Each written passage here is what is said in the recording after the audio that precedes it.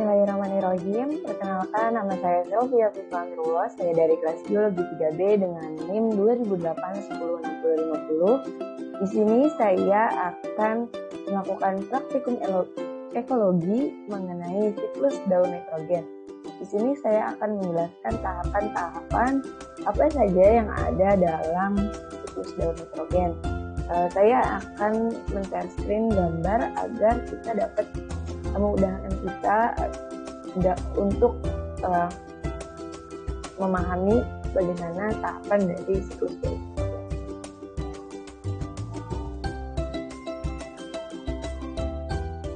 Nah, berikut yang telah saya share mengenai gambar siklus daun nitrogen. Nah, siklus daun nitrogen itu apa sih? Siklus daun nitrogen itu adalah suatu proses konversi nitrogen yang berubah atau diubah ke dalam bentuk lain. Nah, sebagian besar proses dari siklus daun nitrogen ini dibantu oleh mikroorganisme yang ada di bawah. Nah, kenapa sih kita harus mempelajari siklus daun nitrogen? Karena nitrogen sangat penting untuk berbagai proses kehidupan di bumi. Untuk keberlangsungan ekosistem diperlukan keterlibatan serangkaian proses kimia untuk menghasilkan energi atau menumpuk nitrogen dalam bentuk yang dibutuhkan untuk pertumbuhan. Maka terciptanyalah siklus daun nitrogen ini. Nah, selanjutnya peristiwa siklus daun nitrogen ini meliputi beberapa peristiwa penting. Yang pertama ada fiksasi nitrogen, kemudian ada amonifikasi, kemudian ada asimilasi dan denitrifikasi. Nah, di sini saya akan menjelaskan pada tahapan pertama, yaitu fiksasi nitrogen atau transfer nitrogen anorganik berupa gas N2 dari atmosfer ke dalam tanah. Nah, fiksasi nitrogen ini setidaknya ada 4 cara yang menjadi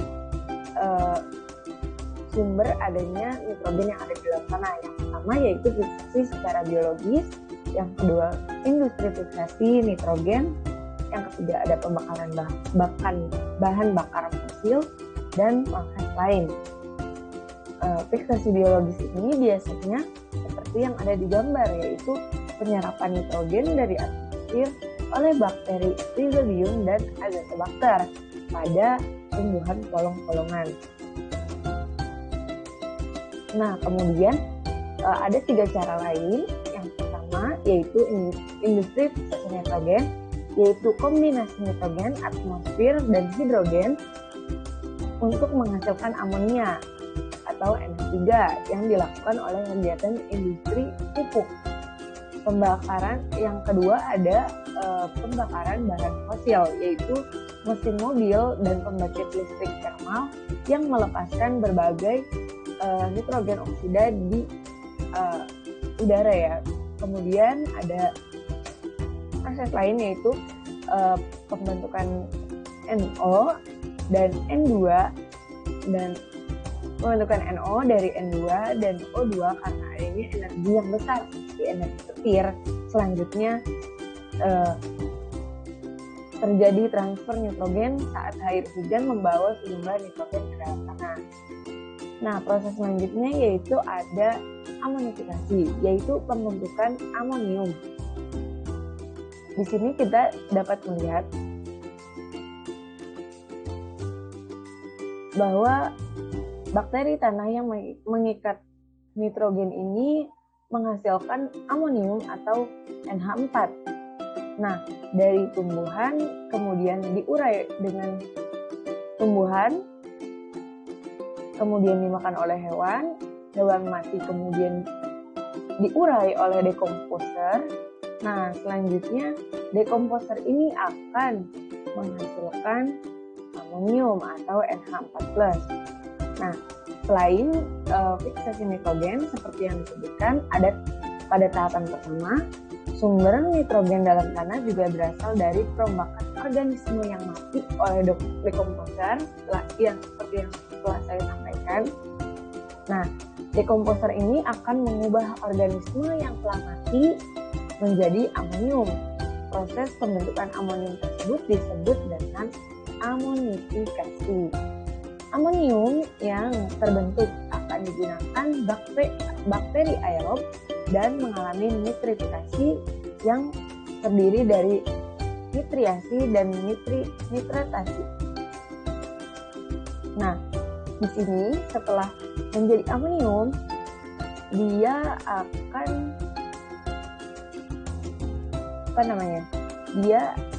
diuraikan oleh bakteri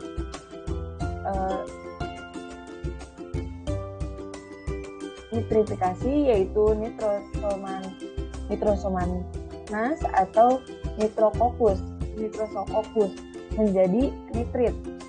Nah, si nitrit ini akan diuraikan kembali oleh bakteri Nitrobacter menjadi nitrat.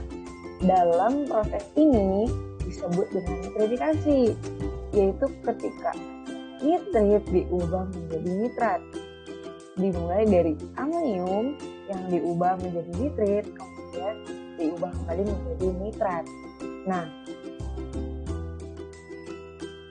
selanjutnya proses nitrifikasi hanya akan terjadi saat tersedia banyak oksigen di dalam tanah. Karena prosesnya melibatkan bakteri aeron. Di sini ya terlihat ya bahwa nitrit itu berasal dari NO2. NO2 ini merupakan oksigen. Nah, oleh karena itu ketersediaan oksigen di dalam tanah agar proses nitrifikasi ini berjalan sangat penting. Nah, jika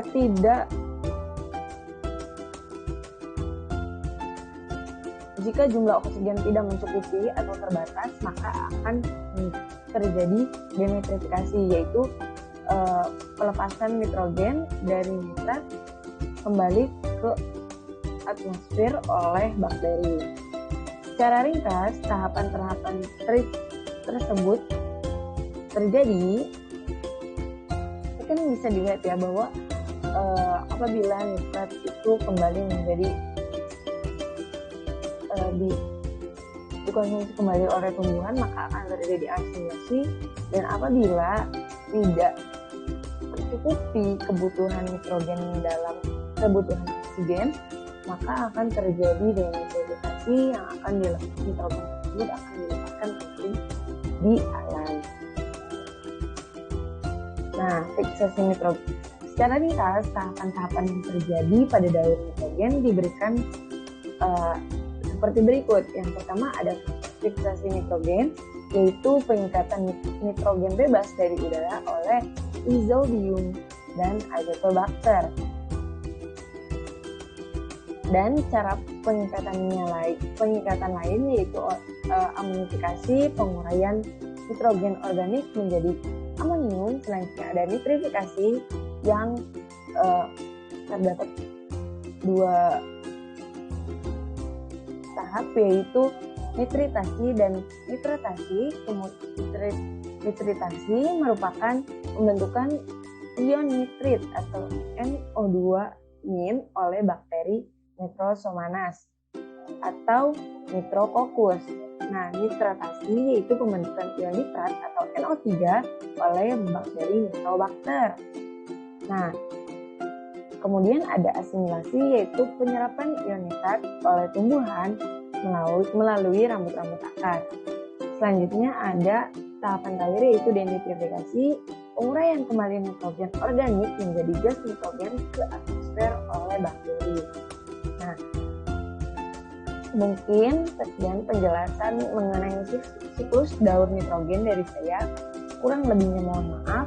Wabillahi taufiq wal hidayah. Wassalamualaikum warahmatullahi wabarakatuh.